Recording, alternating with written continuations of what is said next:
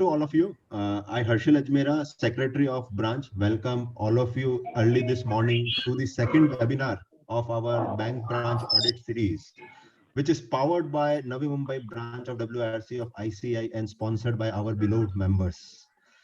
We acknowledge presence of our today's speaker, C. Abhijit Kamath, and also would like to thank our past chairmen, C. Sanjay Ji Nikam, C. Santoshi Sharma, Andil sir, to keep showering their blessings on us and making this series of bank audit a successful event. Now, yesterday we had a very wonderful session on a LFAR, revised LFAR, where we have learned that there are so many changes, and which is the required changes under the law as per the new regulations or as per the requirement of the current environment, which according to me, which says that there is more responsibilities or more reporting requirement is now on auditor. So yesterday we had a very wonderful session. Now I am excited, and I think we all of us are excited to learn new things from our today's speaker. And today's topic is COVID-19 RBI circular and and its implication on our audit. So I would like to now request our past chairman, C. Sanjay Ji Nikam, to say a few words and address our members. Thank you, Harshal Ji. And it's an honor for me to be part of such a big dais and with eminent personalities like Abhay Kamath sir, Phadke sir, other committee members and our past chairman. Friends, first of all, let me congratulate the Navi Mumbai branch of WRC that at this difficult time, they decided to go for the webinar and on the relevant topic and the selection of the topic and selection.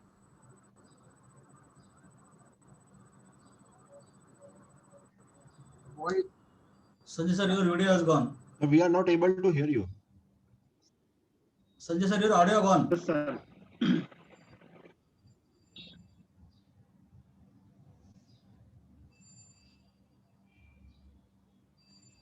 I think there is some technical issue. Yes. Now we can hear you, sir. Okay. So friends, this year is very unique for the bank audit, apart from other audits. This year the previous year was the COVID year, and many changes were happened in banking sector, and very drastic changes were happened.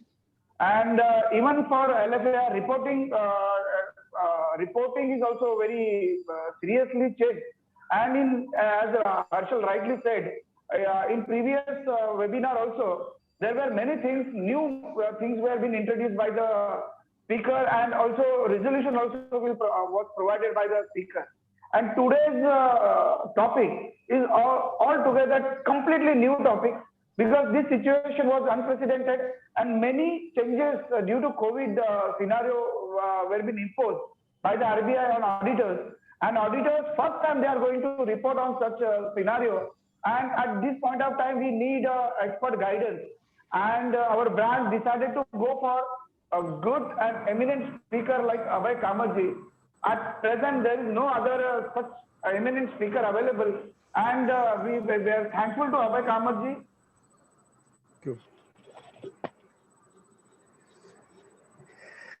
you. Again, we have lost, sir. Of RBI circulars with respect to COVID-19 and their implications and effects on the reporting. So kudos to Navi Mumbai branch and all the working hand of the Navi Mumbai branch to select this topic, to arrange this, organize this webinar, and to invite such an eminent speaker. Over to you, Abhishek. Over to you, Harshal ji. Thank you, sir. Thank you very much for your precious words. Now I would like to request Santosh Ji Sharma, our immediate past chairman, sir, to introduce our today's speaker, C. Abhijit Kamath. Thank you, Harshal. First of all, when I was going through the CV biodata of our learned speaker of today, I was very much excited that we are really privileged to hear such a knowledgeable speaker on this session. Sir, whatever I have studied or going through this biodata, I came to know that you are in practice since 1987. So almost 34 years of wide experience, and especially into the bank audits. So that is a very good thing for us to learn. Abhay Vishnu Kamath sir is the partner on Mukund M. Chitle and Company, which is a very renowned firm, and he is in practice since 1987. Uh, he has held various positions in our WIRC or in various committees. Not only in WIRC, he has been actively involved in IFRS implementation committee of WIRC in 2009-10. He has held the position in the study circle also in various study circle committee of WIRC of ICA in 2008-9. Friends, more than that, what I have come to know that he has given various lectures, delivered lectures in financial management and taxation for management students in Mumbai. Delivered lectures in seminar and conferences arranged by WIRC at Gujarat and Goa, SIRC at Bangalore and Chennai, EARC of ICAI in various webinars, Bombay Chartered Accountant Society, Institute of Company Secretaries, Reserve Bank of India as well, National Federation of Urban Cooperative Banks, faculty for the certification course of concurrent audits and banks of ICAI, faculty for the certification course of cooperative audit of ICAI, faculty at the training program. So he has worked on different position as a faculty to teach this topic, and not only teaching, he has been actively involved in conducting various audits of including Reserve Bank of India. As of now, he has got vast experience in taxation, company law matters, audit and other consultancy firm. And during this practice tenure, he has done the audit of Reserve Bank of India, State Bank of India, Exim Bank, Vijaya Bank, IDBI, as well as so many cooperative banks. So I think no better than him will do the justice for the topic chosen by our branch.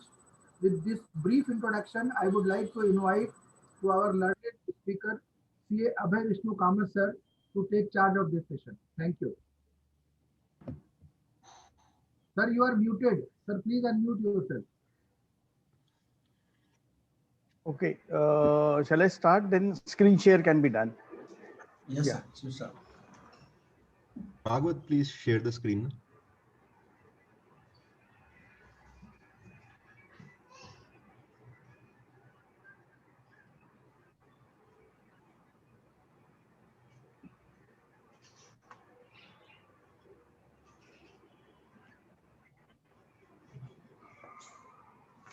Sir आपको ये दिख रहा है ना?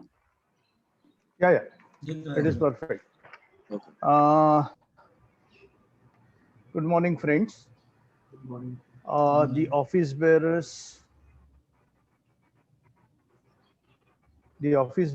of Navi Mumbai branch, and my dear friends. There are different relations with, I can say, Navi Mumbai branch. Reason is being a speaker when I visited your place last few years for number of occasions on bank audit only, and now we are meeting through electronic media. That is one thing. Only thing is that let me have one caveat before I start. See, introduction is the privilege of the organization. So where normally the speaker is flattered, and at this stage your expectations at the highest level and my morale is at the lowest level. Reason is whether I am able to deliver that one or not. That is the thing. Hope the time will, what you can say, help me in delivering what is expected, and therefore there is no expectation gap, as we call it as in our practice CA profession, that client's expectation and your deliverables normally should match, then only your practice flourishes. So similarly, there should not be any expectation gap. That is what I pray to the Almighty and start. Second aspect about the knowledge, expertise, etc. The bank audit is one aspect I feel. Of course, in CS practice, nobody can say somebody is expert on a particular topic, because the moment you feel that you are expert on particular thing, Government of India comes with some new regulations, some new amendments, etc., especially in tax and other areas. Similarly, over here, if you read the recent LFR, which yesterday you must have studied that one, then you can understand as to what is before you for this year's audit. And I will take few minutes on this particular thing just to share my practical experiences, because what happens, here you have to give the sample size also. What is the total, what you can say, loan files over there, how much you have selected, how much you have, what you can say, seen all these things. So your work is quantified through your LFAR. So kindly bear that one in mind, so that the test check which people have got the liberty to without mentioning anywhere, now it is going to be quantified specifically in this LFR, apart from all other things, of course, that yesterday you must have studied. But what it means is, just try and see our reporting pattern, how it got changed. Those maybe of in practice, maybe from 87, 88 or 90s, they will agree with me that the reporting pattern for the bank branch was very simple, one-page report. Or even in companies law also, it was very simple. Subsequent thereto, you started adding few things in that. In 85, you got LFAR attached to that particular thing in bank audit. Otherwise, earlier it used to be 91, 92, you got IRAC norms. So your identification and provisioning was on the quantitative model. So you don't have any choice. There were specific things which were given. Then now in LFAR, there is a quantification for the check. So slowly what happens, the regulator also tries to tighten the belt as far as the auditing profession is concerned, because gone are the days where it will be said that all is well and then you take it at the face value.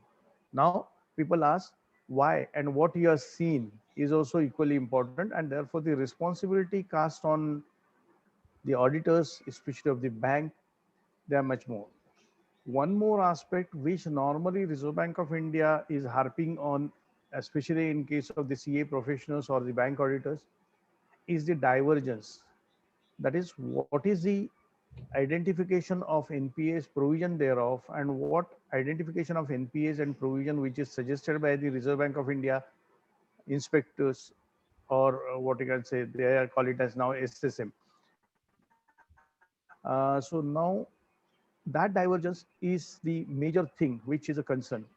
And as if it was not enough, the concern was, 3 years back, Reserve Bank of India made it compulsory that if the divergence is more than 10% or 15% in case of provision, you have to disclose that one in the balance sheet of the bank.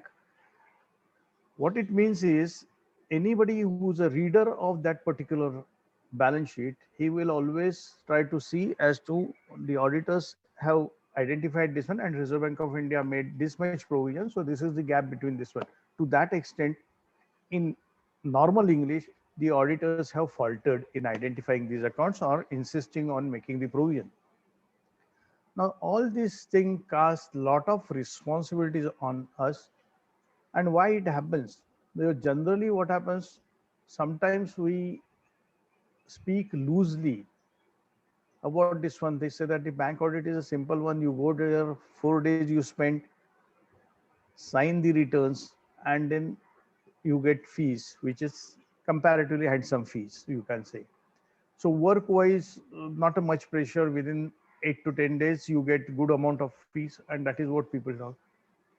If that is the normal, what you can say, talk which we make in public or somewhere, what you can say, semi-public situation within the groups, possibly that is the feeler government get, regulator gets, and then more and more restrictions are there.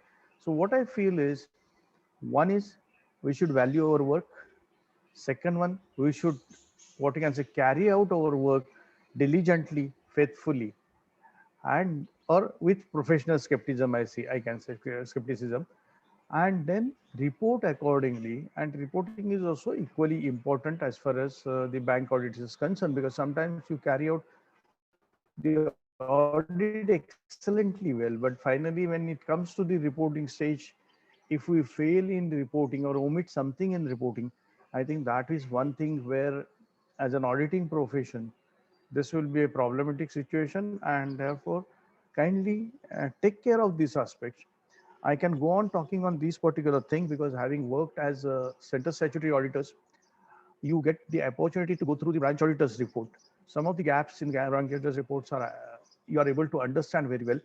Only thing is that there, as a center statutory auditor, I always remember that story of Mahabharata when Dharma was asked that how many brothers you are. So he said, if within Kauravas and Pandavas, we have 5 brothers Pandavas. But for the outsider, other than Kauravas and Pandavas, we are 105 brothers. So friends, whenever we represent our profession, even if some of our professional brother or sister, she had faltered or she had omitted certain things, better to not to discuss that one very, what you can say, loudly showing that some mistakes I have found. It is always better that if there be chance, if there is a clarity of thinking within two people, better to inform that people that, look, I have noticed this one, please take care in next audit report. So I think this is what personally I follow, as well as I request all of you to at least take care of this situation. I will not say you follow me, but at least take care of this situation so that public perception as a profession, I think that is much more important and which we should take care of. Next slide, please.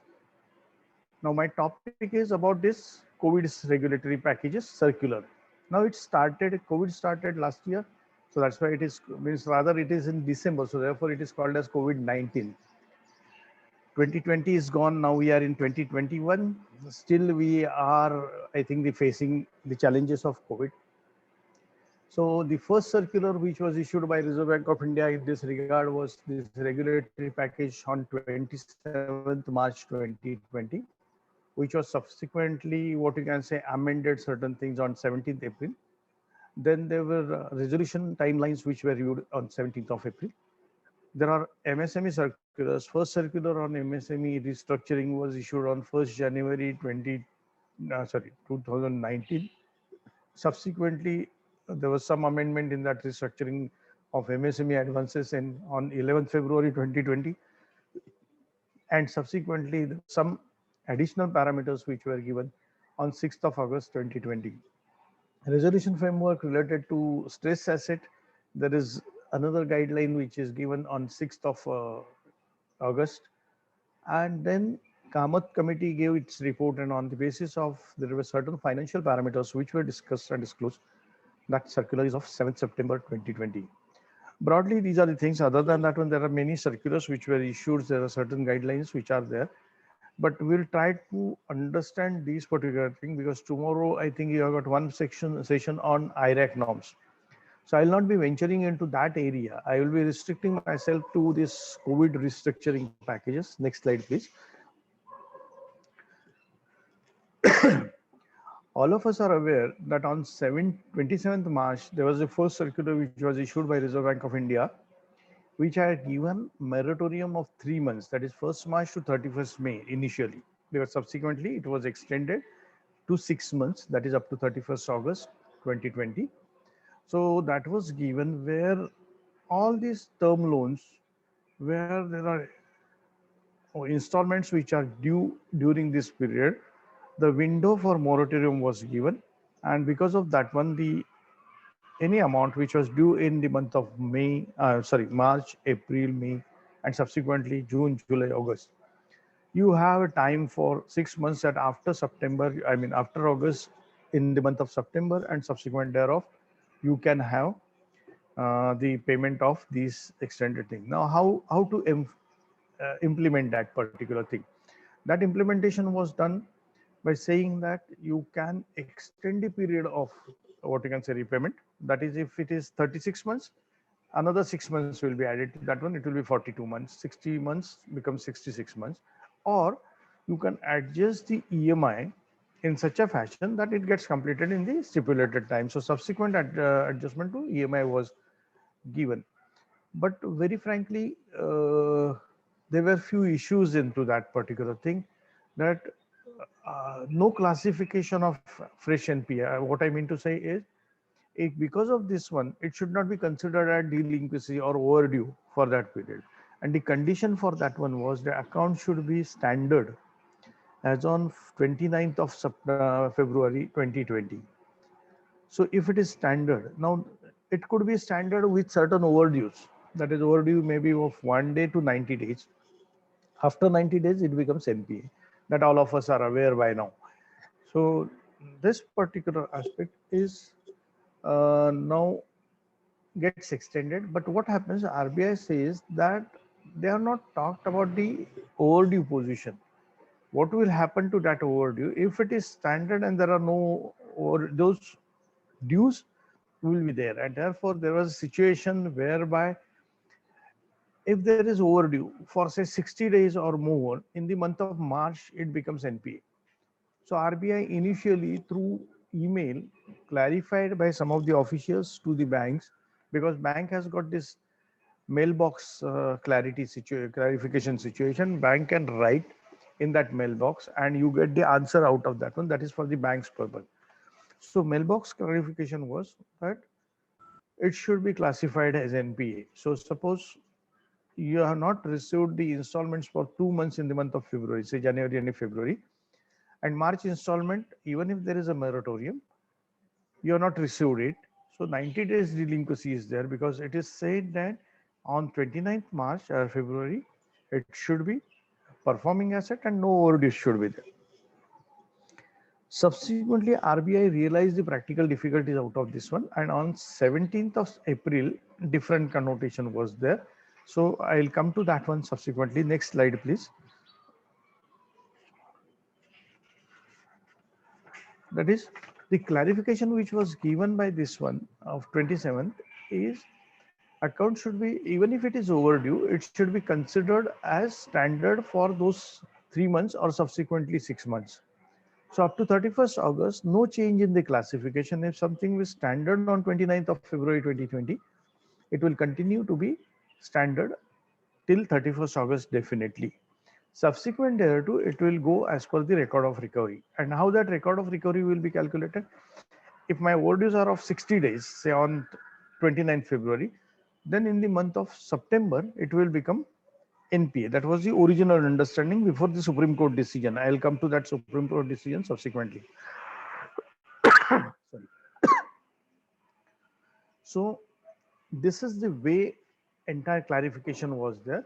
And one more thing is there, all of you are aware that whenever restructuring takes place, it will be slipped to next downgrading, you can call it as, that it is downgraded. So standard account becomes substandard, substandard becomes doubtful. So that is the normal, what you can say, connotation or the guideline from the Reserve Bank of India. Now, this particular moratorium will not be considered as restructuring, and therefore, even if it is the installments get extended, etc., it will not face any downgradation. So standard will remain standard. Next slide, please. Then on working capital, they have said that working capital facility should be, what you can say, reviewed. Then some additional facility, if it is to be given, that can be given without any problem. I mean, without this one, certain schemes can be. For all these things, they have said there has to be board approved policy. And therefore, board approved policy is a must. Then accordingly, the record has to be kept. Now, in case of working capital, they said you can enhance, and whenever you have what you can say, the account is overdrawn or not overdrawn, I will say, but the interest thereon will be deferred for the deferment period. The accumulated, what we can say, accrued interest shall be recovered immediately after the completion of the period, that is after 31st August. Then in respect of borrowers facing the stress on the account, the economic fallout of the pandemic, lending institution may recalculate the drawing power. How to calculate drawing power? Because possibly at that point of time, the factories were not working, the businesses were not working, and therefore stock statements, etc., that was a problem. So therefore, you can have margins which can be different during that period. So that was the concession given. So accordingly, the banks, they designed their policy. So what we have to see is what was the policy for this dispensation, which was designed by the bank as a whole. And accordingly, circular must have given to the what you can say branches, and the branches have to follow those certain. The release shall be available in respect of such changes effected from 31st May 2020, which was up to 31st May 2020. Subsequently, it was extended to 31st August, that is the 6 months. Such a measure itself shall not result into asset classification downgradation, because then in that case, this is not something which is restructuring, and therefore the asset classification should not be done. And this will not qualify as default for the purpose. See, you have got CRILC reporting that if there is any default in the account, you have to inform that one to CRILC. CIC, they call it as. Now, there in that report, this should not be reported as default, and therefore that was the concession given. So this was basically for the what you can say pandemic, the relief which was extended by the Reserve Bank of India, and accordingly. So there. Next slide, please. As I mentioned, this period was extended from 31st May to 31st August, that is for 6 months. Such a deferment period, wherever granted in respect of all facilities classified as standard, including SMA account, as on February 29, shall be excluded from determination of out of order. So it cannot be considered as out of order during that period. But if some account is continuously overdrawn, say first criteria of out of order, then first 2 months it is there, then moratorium is there. After 31st August, subsequently the period will be calculated. So it will be as good as a blind window, which is darkened up. So from 1st of March till 31st August, whatever things happen, just ignore that one, give them the support, and then after that one it continues. So the continuation of calculation of the period will not be pertaining to this 6 months moratorium. Even SMA dues and SMA status, wherever applicable, as on 1st of March will remain unchanged till the 31st August. And of course, here I have mentioned that NBFCs, I don't mean it is not relevant, but for banks also, bank gives loan to NBFCs. So in case of NBFCs, where for NBFCs, certain NBFCs, you have got Ind AS application. Now, in case of Ind AS, possibly you are aware that expected credit loss model is to be used for all receivables. Loan is one of the receivable, and there if you go for expected credit loss, then you need not follow the prudential guidelines which are given by Reserve Bank of India. You can design your expected credit loss. However, what we have to see is this expected credit loss will cover this provision by and large. So it is not exactly to be applied, but the provision will be sufficient to identify the expected credit loss. Next slide, please. As far as provisioning norms are concerned, though it is not considered as what you can say non-performing asset, so normal provision will be there. But where in case of the accounts where there are overdues, and if this moratorium is not there and they are likely to be NPA during this period of moratorium, say for example, as I mentioned, January and February installments are not received. In the month of March also the installment is not received. There is a moratorium for that one. So as on 31st March, it will be classified as standard as per the circular of 17th April. Sorry. But as far as the provisions are concerned, the bank has to consider 10% of this amount of total outstanding in such accounts which otherwise could have gone as NPA, and 10% provision should be made. Only dispensation available for this one was 5% up to 31st March you have to do. They call it as not less than. This phrase also has got different connotation. And for quarter ending 30th June 2020, 5%. So for example, what happens in case of quarterly results, that is listed companies, public sector banks, etc., you can make those provisions. In case of cooperative banks, there is nothing like quarterly accounts, most of the places. But they have insisted that by 30th June, you should have made 5% additional provision. Typically, what happens that up to 31st March, those which are overdue for more than 60 days, they are likely to be turning out as qualifying account for this thing, which will turn out as NPA in the month of March if there are no repayment. And you calculate that total balance of such accounts, and on which you calculate 10%. Out of that one, 50% you can make it over. Subsequent thereto, there are chances that in the month of April and May, some more accounts also will be qualifying for this particular thing, because those which are having say 30% overdue, 30 days overdue, what will happen is after 60 days, that is March and April, in the month of either April end or May, these accounts also are likely to become NPA if the moratorium is not there. Then in such cases, identify such accounts and make the provision. That means subsequent period, you should see that on all balances of accounts, you have made sufficient provision of 10%, which is suggested by Reserve Bank of India. And therefore, normally what will happen is, as far as the March provision is concerned, there will be some enhancement as far as that amount is concerned, because some more accounts will qualify for such type of thing, and if 10% provision has to be made. Only dispensation available for such things is if at all anybody who had paid after 31st March some amount in the account, and because of that one the overdue position gets reduced. Then IBA had given the clarification somewhere in the month of May, I think 23rd May also, whereby you can exclude those accounts, and therefore those things can be excluded. So to that extent, there will be reduction in the accounts and 10% provision. So as far as the provisioning is concerned, 10% of the total provision has to be made, which will be bifurcated between two parts. That is one for the 2020 and 2021 year. The above provisions may be adjusted against the actual provisioning requirement for slippages from the accounts reckoned for such provisions. So this provision cannot be used for normal NPA provisions.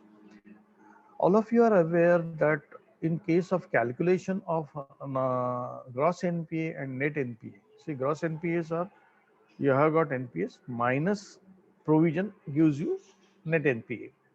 There are some other calculations, that is technically write-off, etc., but that is okay. I'm not going to nitty-gritty of calculation of net NPA. So that particular amount for this purpose, this provision, whatever 10% additional provision is made, that should not be considered as provision for calculating the net NPA. So gross NPA minus normal provision will be your net NPA only. And till such adjustments, that is amount is not adjusted, till such adjustment, these provisions shall not be netted off against the gross NPA. See, usually what happens in the balance sheet presentation, you have got advances, less provision, and the net figure comes. You don't see the provision, how much it is made, etc., on the face of the balance sheet. And therefore, normally what happens, this provision, if you see the standard asset provision, it is into Schedule 6, that is the contingent liabilities, and not contingent, it is other liabilities provisions. That is the contingent provision on standard assets. Similarly, over here, this provision also has to be shown separately. That is special provision on COVID dispensation, or COVID provision people have called. So likewise, you have to show that one into your balance sheet, so it will not get netted off against your total advances.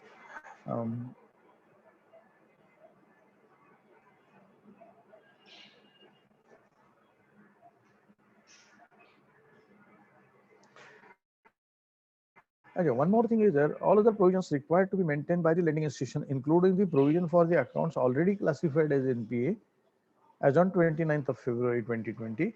Because of aging, see, year completes, it is NPA for more than 1 year, then it shifts to doubtful. All these aging provision will continue. Those which are NPAs, they will not have any dispensation for this COVID purpose, because naturally so they are already NPA, that particular, and therefore normal provision for NPA accounts, those provisions will be applicable to NPA. There is no dispensation for that one. Next slide, please. Then comes the question of disclosures. In case of disclosure for such accounts, you have to give specific disclosure in the balance sheet. This balance sheet will be of 1920 as well as 2021. Apart from that one, whatever 6 monthly balance sheet which is presented as on 30th September 2020, this disclosure should be there. That is what RBI mandates to the bank. That the respective accounts of NPA, how much it is, then the provision on such asset classification, then provision made during the fourth quarter and first quarter, that is the additional provision made. And if at all any chance provision which is adjusted against the slippage of such this one, normally there will not be anything right now, at least for first 2 quarters. Now March, yes, because of Supreme Court decision, all accounts are continuing. We will see that particular thing, and therefore even for March 21st, 21, you don't have this situation whereby this additional provision which is made is adjusted against any slippage. So that is one aspect. Then next slide.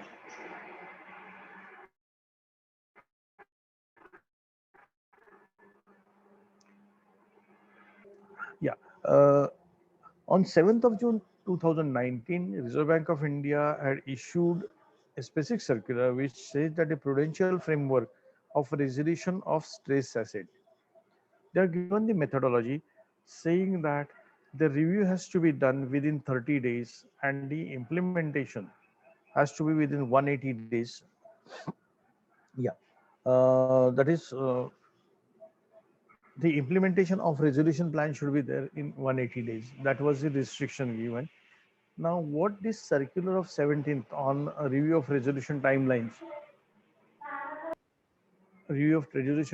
which is stated, that says that if that period of 30 days is not complete from the resolution, whatever, whenever it is invoked, review period is there for 30 days, and by 29th of February, only 15 days are over, then subsequent to 31st August, that additional 15 days will be given. So that dispensation is there.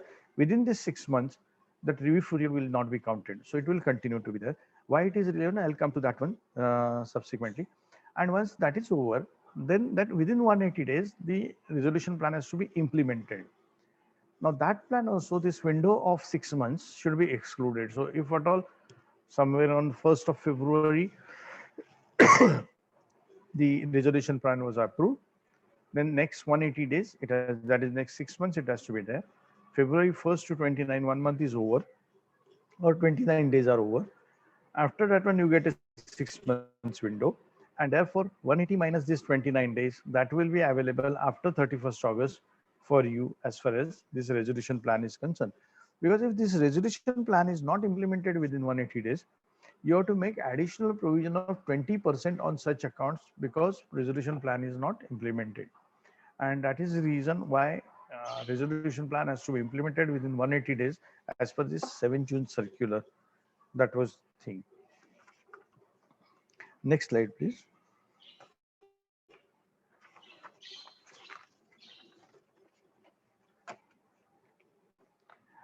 Here we have already seen that is 20% additional provision is required if at all it is not implemented within 180 days. And then the lending institution shall make relevant disclosure in respect of the accounts where the resolution period was extended in the notes of accounts. That is, you have to give disclosure in the notes of accounts from September 30th as well as for the year ended March 21. March 20 already done. So therefore, I'm more concentrating on this one because there has to be some resolution. So whichever branch you go. Please inquire whether there was anything which was out of this resolution framework account and whether it is implemented. Normally, such type of accounts are monitored at the head office level by the recovery and monitoring department. But you can very well inquire over there. At least you should be aware of the provisions for this product. Then as far as the next slide, other things are, there has to be board approved policy, which I have already mentioned to you. And wherever the exposure of the lending institution to the borrower is more than 5 crores, as on 1st March 2020, the MIS should form part of such relief measures which were given, how they are performing, etc. So every audit committee, such type of report has to be there. There has to be some MIS which was designed, and you should take care of this particular aspect. As far as distribution of dividend is concerned, as last year, though it may not be relevant for the branch audit, but no banks were allowed to give dividend for March 20. They say until further instructions, but now that is all banks have closed their this one, so there is nothing like no dividend should be distributed for this particular year.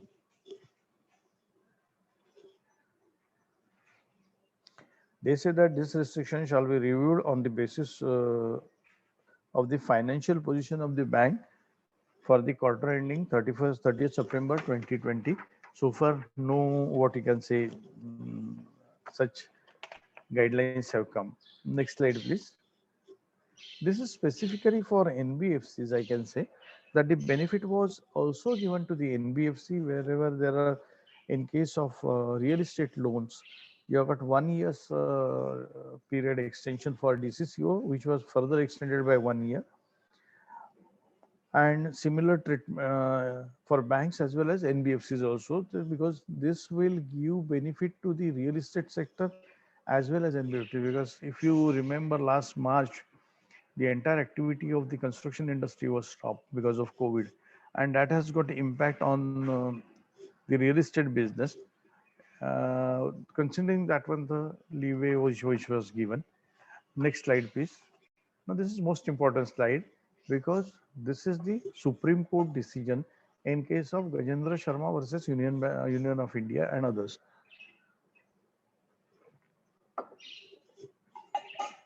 Now, this decision was given by Supreme Court on 3rd of September 2020, wherein that decision, if you really refer the pages of that decision, it runs into 4 pages.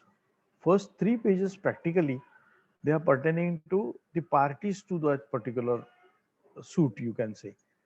Gajendra Sharma was the main person, therefore it is considered as Gajendra Sharma and versus, but all other people.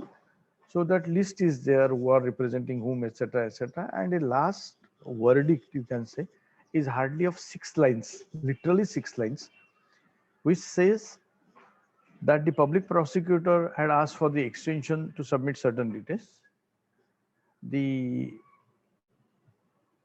This one, that is the advocate or the for respondent, complainant, had said that no account should be classified as NPA, and therefore we are of the view that the account which were not declared as NPA till 31st August 2020 shall not be declared as NPA till further order. So unless Supreme Court gives further order, this was interim order given. So this was a typical interim order. Now, till further order, this situation will continue. There were hearings in the month of, I think, November and January, but nothing had fructified, you can say. And therefore, present situation continues as it is, as that, what you can say, the you can continue those NPA accounts as performing. You should not classify them as NPA even because of any overdues, etc. So as of today, the situation is all accounts which are standard as on 31st August, they will continue to be standard even subsequently till the Supreme Court gives final order. Now with this, they say that in the light of this, the banks are not classifying the accounts as NPA even if there are overdues more than 90 days. So even if it doesn't consider the IRAC norms of 90 days overdues. Now then the issue is there, in my mind, I will say that there are major 3 issues. Honestly, what happens is at branch level, people straight away say that the provision on NPA is done at head office level. So you are not. Only thing is that you calculate the provision. Sorry. And therefore, one is the relaxation applicable only for classification? Because it says that it should not be classified or declared as NPA. Some of the extreme interpretation is the accounts which were not declared as NPA shall not be declared as NPA. So there is nothing like declaring. Some people say that you can classify but you need not declare. So there are discussions going on within the stalwarts But okay, as a common man, I can understand one thing. It should not be classified as NPA. So dispensation is vis-a-vis the classification of NPA and not necessarily on provisions. So what happens as a matter of prudence? Is it necessary that the bank should make additional provision on account of such accounts which are likely to slip to NPA because of this one? Because after 1 year, these accounts will, there'll be a problem for the bankers also, because certain accounts will definitely slip to NPA, maybe because of economic condition or maybe because of passage of time. All these aspects have to be considered, and whether additional provision is required, and then uh, whether the interest on such accounts which is unrealized, should it be accounted for as income or not? Because in case of NPA, you can account for interest thereon as income if at all you get what you can say the amount is realized. So on realization basis, income is there. Now in that case, unrealized interest on such accounts, whether it should be considered as income in your profit and loss account or not, without what you can say saying that this is a view of so and so, it is my personal view that ideally the classification will continue as performing assets. So in case of calculation for NPAs, etc., I mean gross NPAs, etc., these accounts will not be included. But bank has to identify such accounts and then at least understand what is the amount of unrealized interest and whether this interest can be um, at least the provision against this interest. Interest reversal will not be correct because unless you classify something as NPA, reversal of interest is not correct. Therefore, it will be considered as income, but at least a provision on account of unrealized interest needs to be done. And similarly, we have to calculate the provision thereon, at least on some ad hoc basis, 10%, 15%. If it is substandard, 15%, suppose. In case of public sector bank, in case of cooperative, it is 10%. So that aspect one can take care in order to have better financial management. With this issue arises that if I'm making additional provision, will it qualify for calculation of net NPA? According to me, yes, because you can make additional provision. That is the bare minimum which Reserve Bank of India had prescribed. As far as interest is concerned, there is one problem that when you are making the provision against the unrealized interest, in case of when you classify something as NPA and reverse the income, your profitability is reduced to that extent. While when you are making only provision and income is recognized, though in the books your profitability is reduced, in case of income tax, you have to pay on higher amount. That is whatever income you are recognized, because against provision you don't get any benefit. That is the reason possibly bankers may think about the taxation on in this aspect, but according to me personally, one should insist on this one. At least at the branch, do you have any mechanism to identify such accounts? Is there any return for that one? Or whenever you have got a meeting with your central statutory auditors, also you can raise this question as to how you are going to deal, so that you can understand the common philosophy which is adopted as far as bank across the country, particular bank across the country, I mean to say all branches. So that is one aspect I believe. As a branch auditor, this time we have got additionally to be done. Then this is as far as the position of classification of NPA due to COVID, whatever relaxations were given, etc., etc. And then next relaxation was about the FITL, that is funded interest sum loan, that whatever interest which was there, though it is not a part of this what you can say presentation. See, very frankly, whenever it is a physical meeting, I always avoid making the PowerPoint presentation, because I believe that my dialogue with my audience is more important, and then I continue with that dialogue, so that if it's an interactive session, people will ask the questions also simultaneously. But in case of webinars, what happens that as a speaker, I don't understand as to how many people are genuinely listening to me, how many people are really attending to this seminar. Electronically, people must be attending, but physically and mentally, whether they are attending or not, that is very difficult to understand sitting over here. And therefore, some type of presentation before your screen will always help, or subsequently, it will have some retention value, so that if you want to refer to some presentation, you can very well do that one. That was the purpose in giving this one. Coming back to this one, there are two aspects which are not necessarily covered over here, but I would like to cover. One is about this interest FITL, that is funded interest term loan. What it was said is the interest up to 31st August, that is for the 6 months.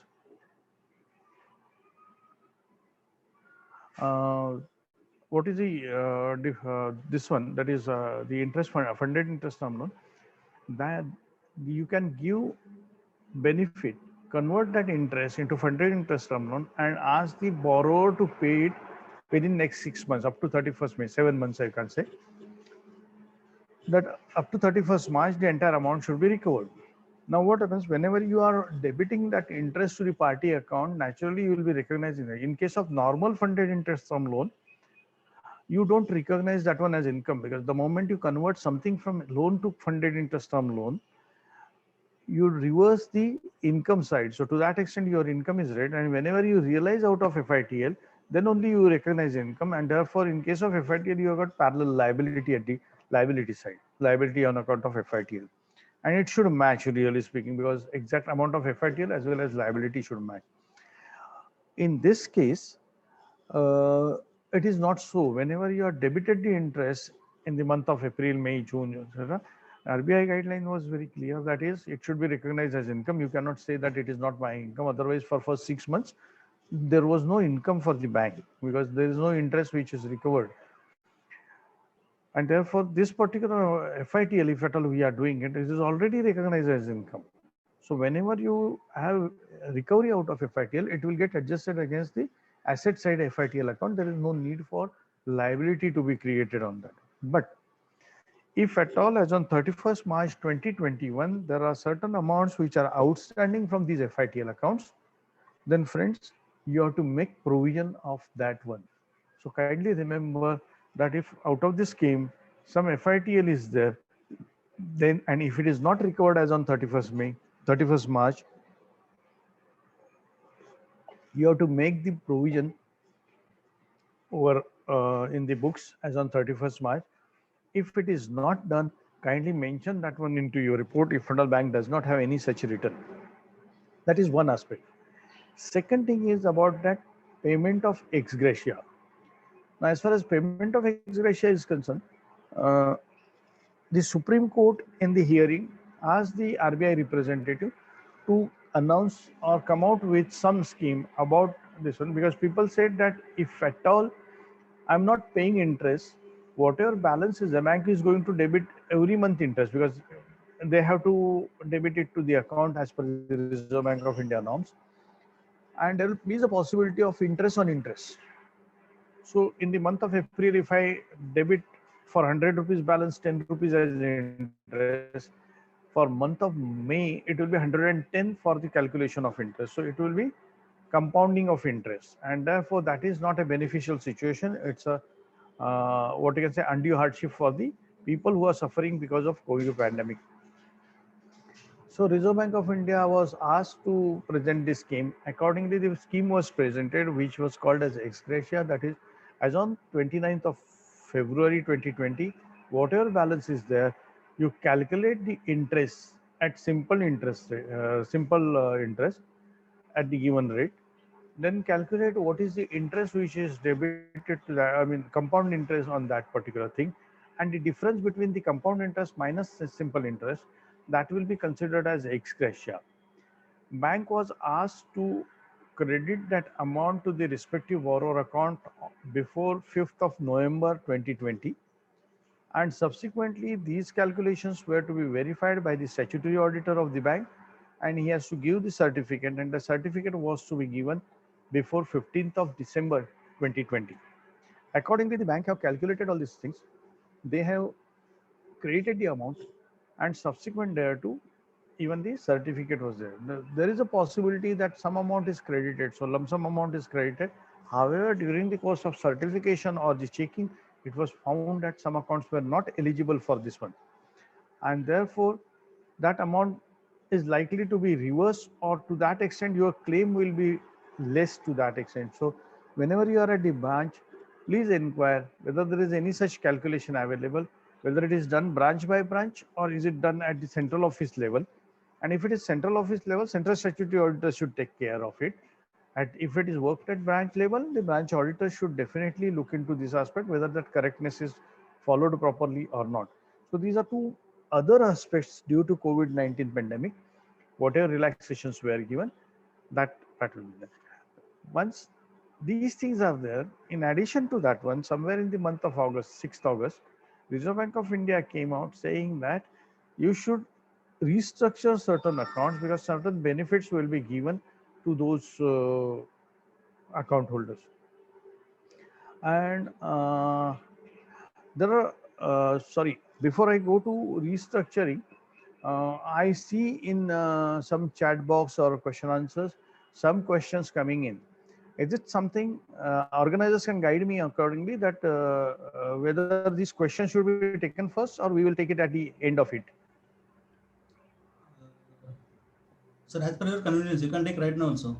Yeah, so on the whatever we have done so far, if there are any questions, better discuss that one. Then we'll go for restructuring of MSME and other this one assets. Sir, there is one question from the Yes, participant. Huh.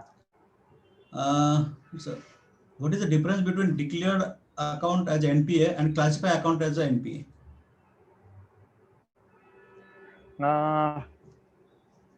I don't see any difference. Reason is, if some account is classified as NPA, it has to be declared. Declared in the sense who declares it. It is identified or classified as NPA vis-a-vis that bank. There is nothing like declaration of that account. It is just an intimation that this account has been classified as NPA, and because of this one, the unrealized interest is reversed and subsequent interest is recognized only on the receipt basis. So there is nothing like declaration of what you can say. These are words used loosely, interchangeably. Okay. So there is no such a questions other than this. You can proceed further. Great. So let's go to the next. I have one question. Yes, please. Like this Gajendra Verma decision, where banks are not classifying account as NPA, does it applicable to NBFCs also? See, in case of NBFCs, there are two. No, this is basically, I believe, it is for banks, because Reserve Bank of India.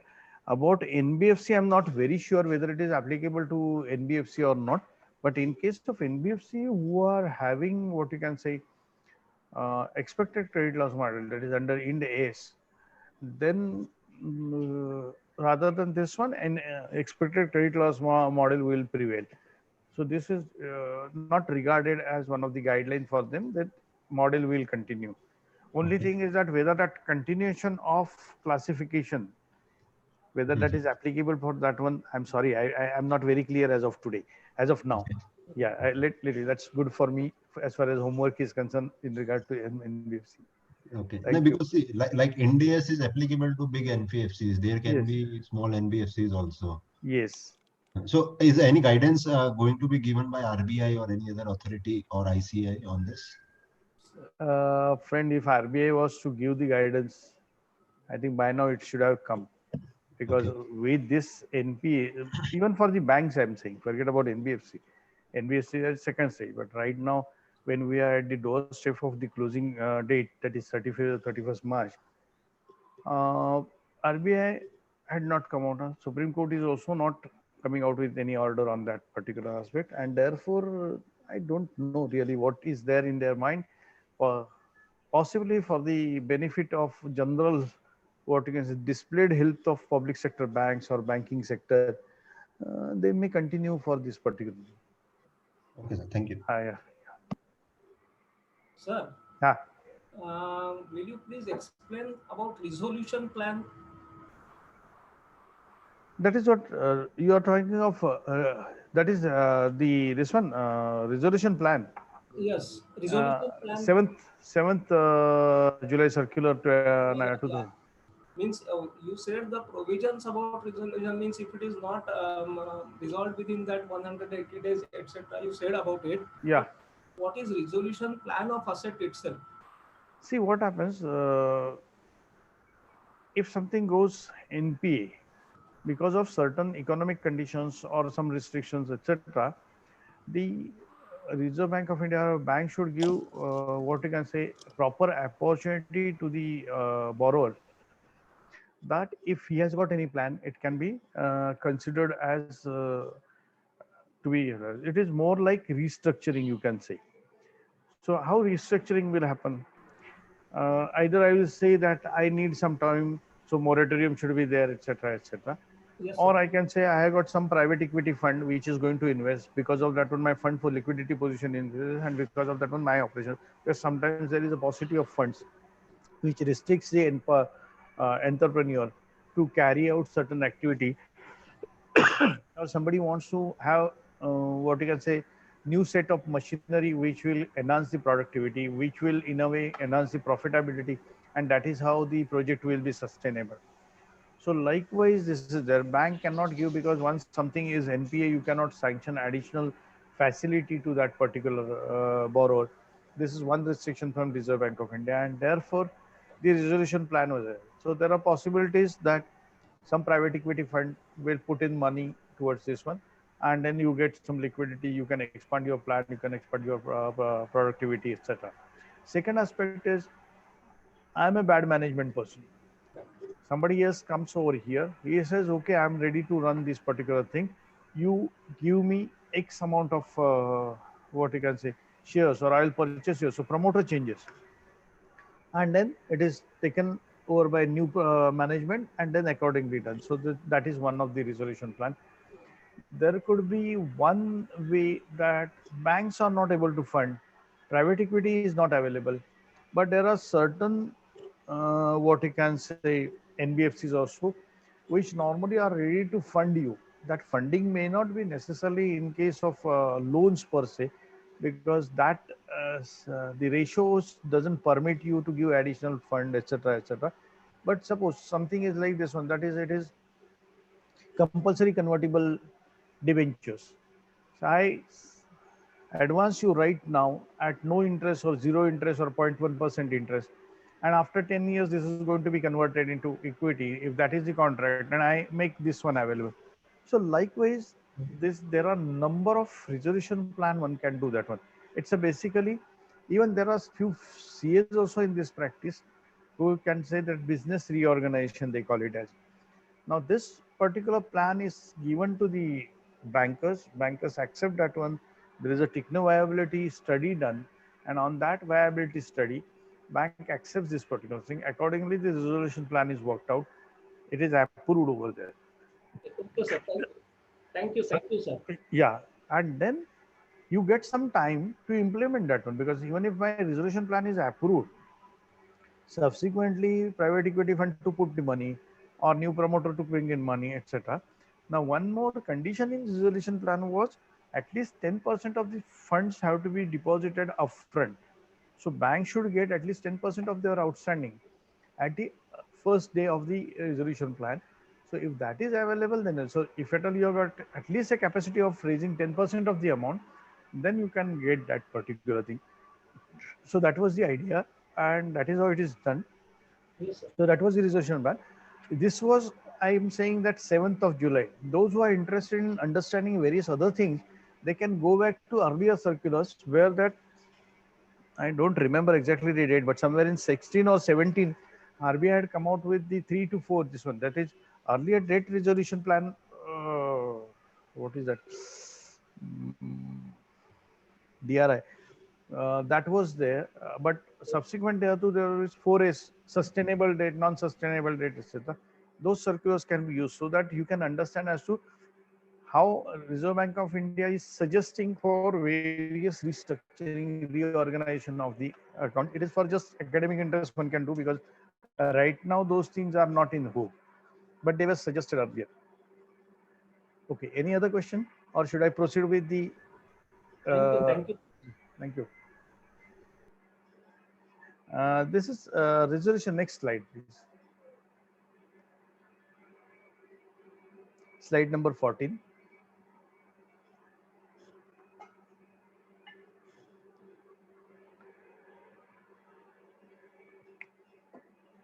Can I have slide number 14, please, Mr. Bhagwat?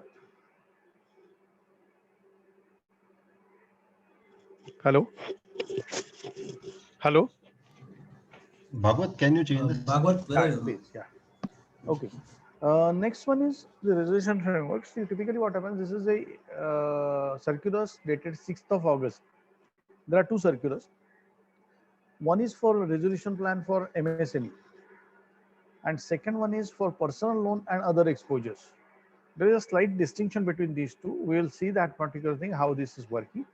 So next slide, please. Now one has to, next slide, please. Next, the resolution, one has to understand what is the definition of MSME, that is micro, small and medium enterprises. That is in case of micro. Next slide. Yeah. The micro is, this is from 1st July onwards. This is what is the definition of this one. Earlier it was on the basis of the total investment into plant and machinery, while now it is plant and machinery as well as turnover. This is, therefore I am highlighted that work and. So both the conditions have to be satisfied, that it does not exceed 1 crore as investment into plant and machinery and turnover does not exceed 5 crores. That is your micro. Small is 50 crores turnover and 10 crores, less than that, all this thing, investment less than 10 crores. And medium is 10 to or 11 to 50, and the turnover is 50 to 250. That is what is medium. Beyond this one, everything is a large enterprises. So this is how we can understand as to what is MSME. Next slide, please. In case of MSME, we have got different circulars, as I mentioned in my second slide. That is, one is of 1st January 2019.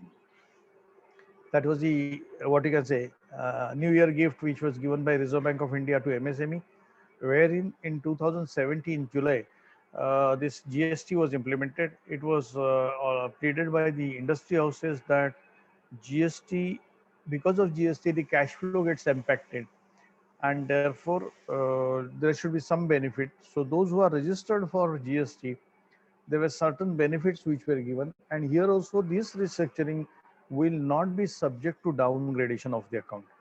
So because of restructure, this will not, even if it is restructured, the account will not be necessarily downgraded. Standard will not become substandard. That is what was the very clear guideline as far as Reserve Bank of India is concerned. Then you have got 11th February circular, 11th February 2020. The first, it was up to what you can say, 1st January 19 circular, which was said that the account which is standard as on 1st of January 2019 will qualify for that one. For 11th February 2020, it was said 1st January 2020 circular, I mean, it should be standard. That is another thing.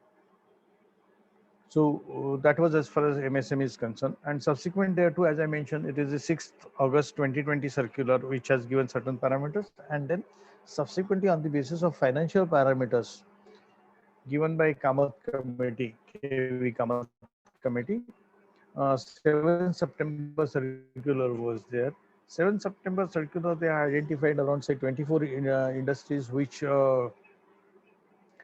wherein the various ratios are given, and according to those ratios, then you can carry out the restructuring exercise. If they are qualifying for these ratios, then only you can do that one. That was the idea. Next slide, please. Now we will go to the MSME restructuring, which are the eligible accounts, the borrowers falling under the MSME borrowers. So it has to be registered as MSME. That is a must. Then MSME is defined by the markup by that act. What is the precondition is that the aggregate exposure cannot be more than 25 crores. So anything below 25 crores will qualify for this restructuring. Beyond 25 crores will qualify into other exposure circular. So therefore, that is the distinction. So here the capping is of 25 crores as on 1st March 20. The borrower account should be standard as on 1st March 2020. And borrower entity is GST registered on due date, on the date of implementation of the restructuring. However, the condition will not apply to MSME that is exempt under GST registration. So because the turnover is less than a particular threshold limit, in that case, it is not necessary that it should be registered under this one. And therefore, as on 1st of March 2020, if the turnover is less than the threshold limit which is required to be requirement for the registration under GST, even such accounts will get qualified for that one. So it is not necessary that everywhere the GST registration is required. Next slide, please. The assets classification of the borrower classified as standard may be retained to such standard only because there is no downgradation. The accounts that may have slipped from NPA category between 2nd March, because it has to be implemented.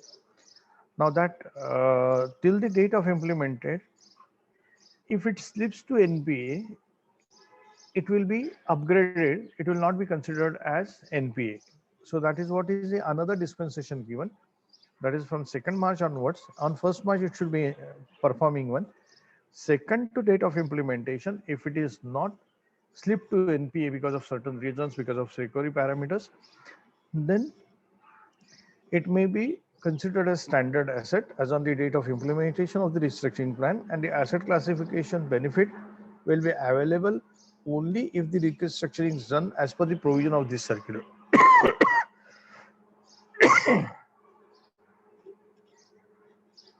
Now, the time for implementation of this one is 31st March 2021. Then a lump sum provision of 5% is to be made. That is the additional provision on such restructuring has to be made. But friends, if you see historically also on any restructuring, normal provision, additional provision of 5% is to be made. So therefore, that is as per the normal, and account should not have been already restructured in terms of the circular 1st January. See, this is for 2020, this dispensation is given, but if it is already restructured under this one, then repeated restructuring will not be there, and therefore that care has to be there. The details of restructured accounts should be disclosed in the notes to accounts in the format specified in the circular. There is a format given. Accordingly, restructured accounts have to be disclosed in the financial statements. So friends, when you go for the branch audit, just try to go through your balance sheet of the bank, which you are, the branch of which you are auditing. So suppose I'm going for Bank of India, some bank branch, better to download the Bank of India balance sheet, try to see those disclosures so that you get fair idea about what is the financial disclosures which are made by the bank and their other aspects of it, financial aspects of it. This is as far as your MSME is concerned. In case of MSME, it is very clear, comparatively very simple. Up to 25 crores only the loans are there. Now we'll try to see other than MSME, what are the things. So next slide, please. Now, the eligible borrowers for other than MSME is, one is MSME borrowers up to 25. So if it is, this is not applicable to, means whatever we are talking is, wherever it is less than 25, then this circular, I mean, this aspect is not, that second circular of personal loan and other exposures, that will not be there. Then farm credits, which are given, that is agricultural loan, loan to primary agriculture societies. Then exposure to the lending institutions for financial service provider, this circular is not applicable.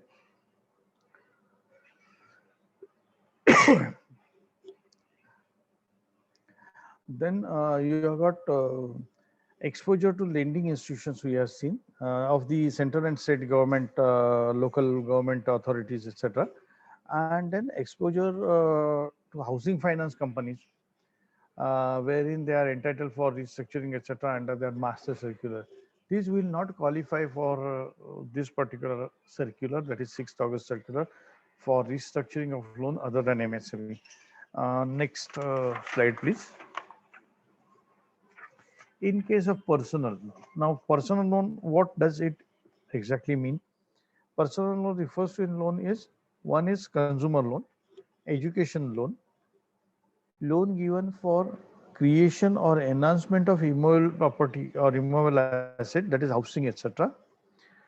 And loan given for investment into financial assets, shares, securities, etc. So these are considered as personal loans, which are on personal securities normally given. And the conditions are, it should be standard as on 1st March 2020. Resolution framework must be implemented within 90 days from the date of invocation. So one thing is there has to be application for this thing. Resolution plan has to be implemented once it is invoked. That is, once I do application acceptance, and then you say that now you can invoke the resolution plan. So within that one, 90 days window is given. Then resolution under this framework may be invoked not later than 31st December 2020. So invocation should be prior to 31st December 2020. That means up to March, you have got clear-cut position that if implemented, it will qualify under this circular. If not implemented, it will go by normal thing. So downgradation, etc., everything will follow. Criteria for implementation is there has to be documents have to be executed.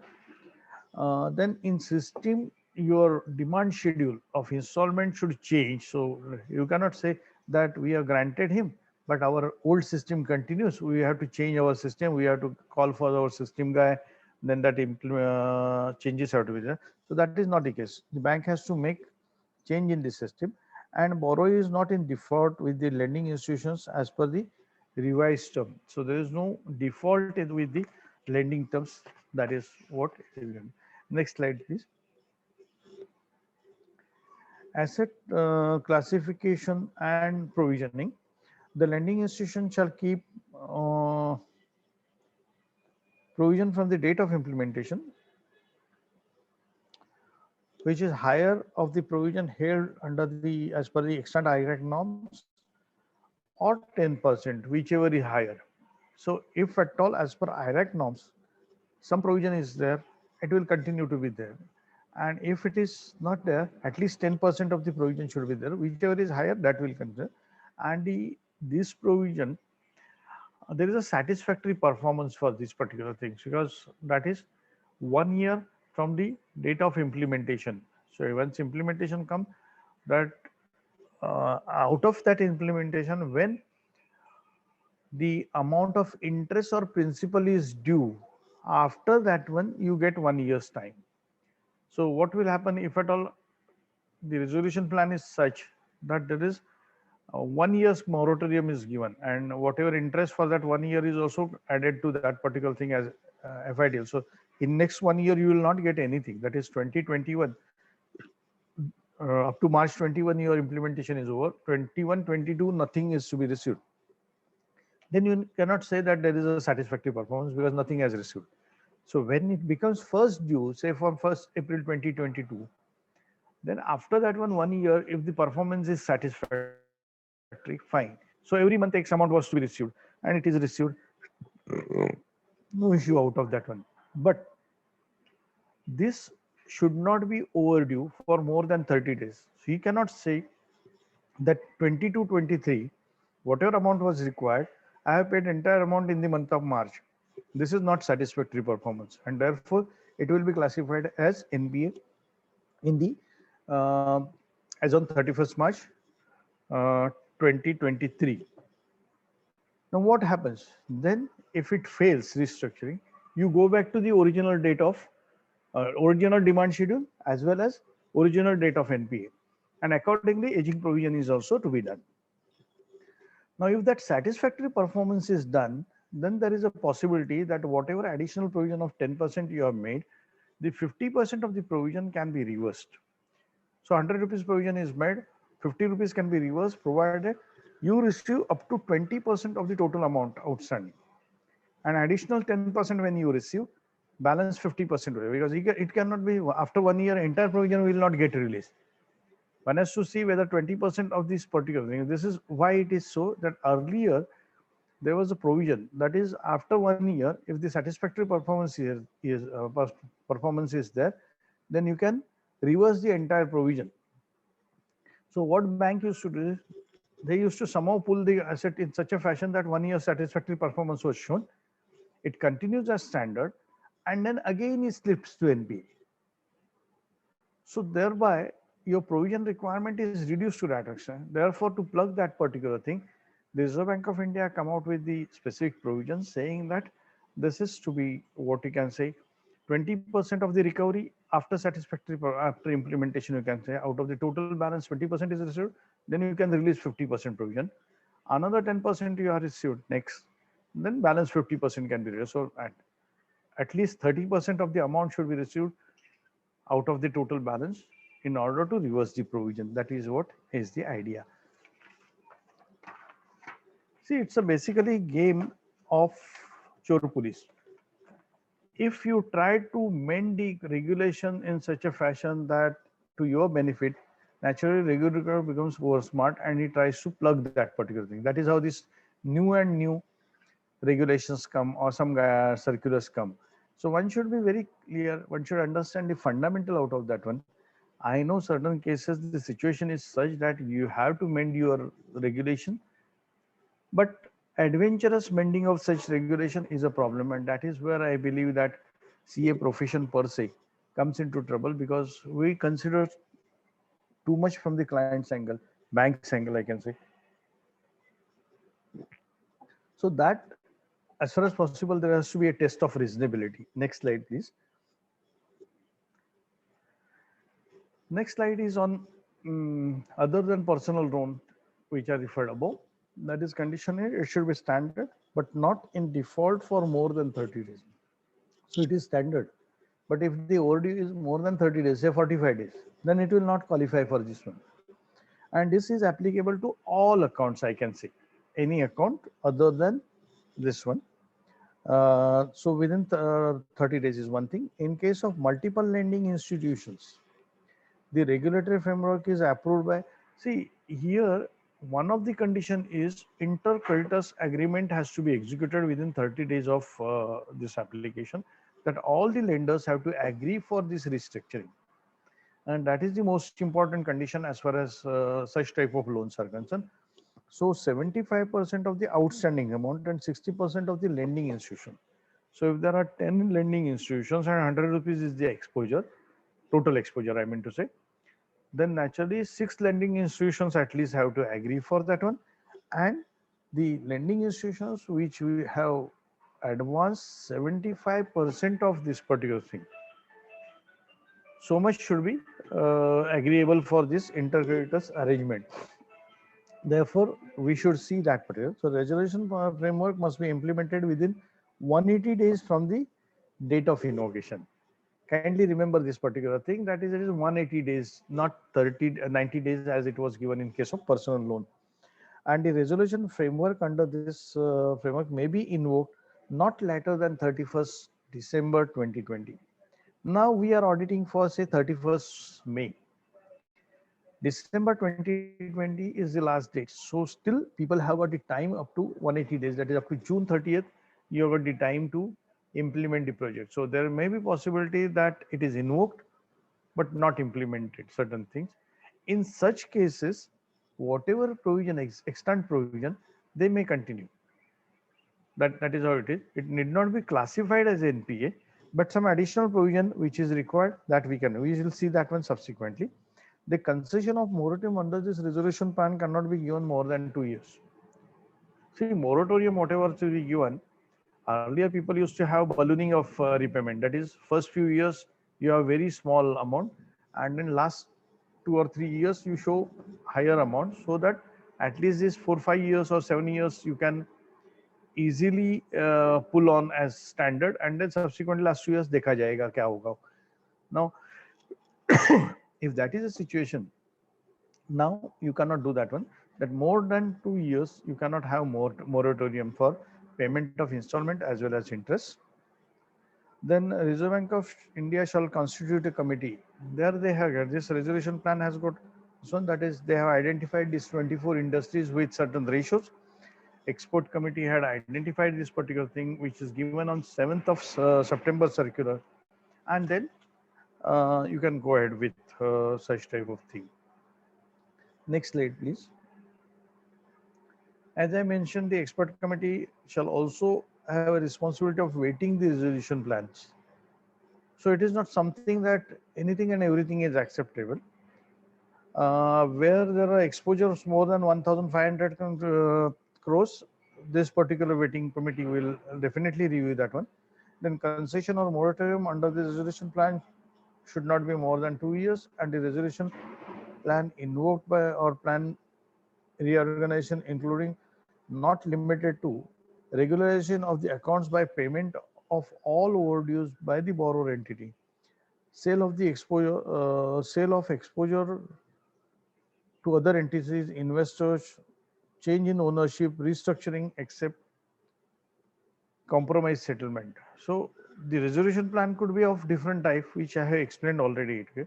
The securities, if any, received by the lending institutions. So sometimes what happens because of this resolution plan, it is quite possible that some of the loans may be converted into equity or debentures or anything.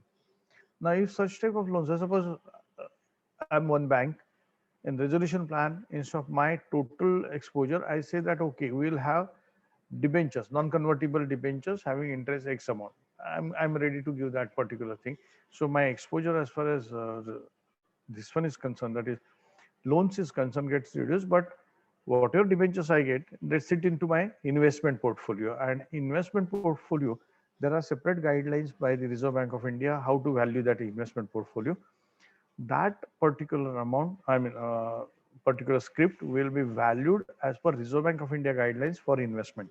So it will not have the 10%, 25%, 30%, and all these things. These criteria will not be there as per IRAC.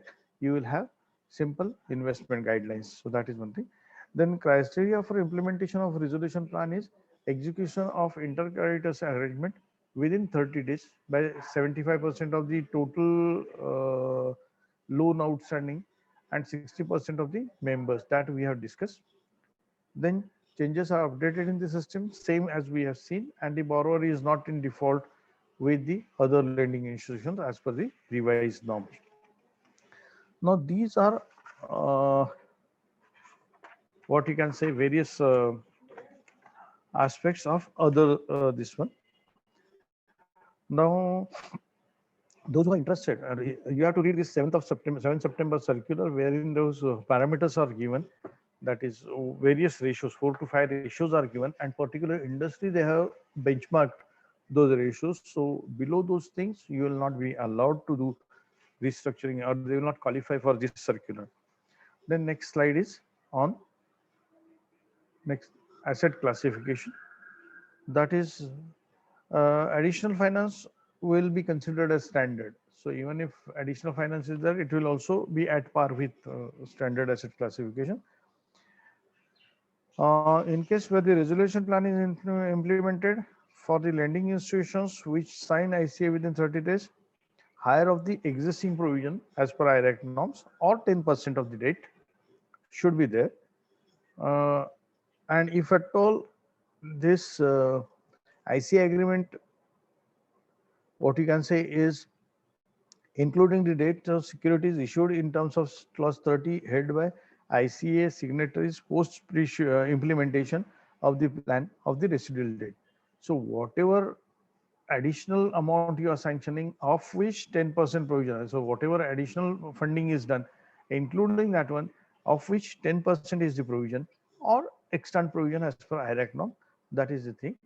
Then lending institutions which did not sign ICA, they will fall within the normal thing and they can classify as per this RBI circular. The extant guidelines will be applicable. Now, friends, this was all together as far as the restructuring of MSME and other than MSME. That is the two circulars which were issued on 6th of August and subsequently one circular on 7th of September. This is what is the provision. Next slide, please. And now what happens? We have studied all these things, but what is the thing to be done when I go for the branch or bank audit? What are the challenges or what are the checks, I should say? One is understand these circulars thoroughly. So you should have deep reading of these circulars. Then try to see the existing board's policy.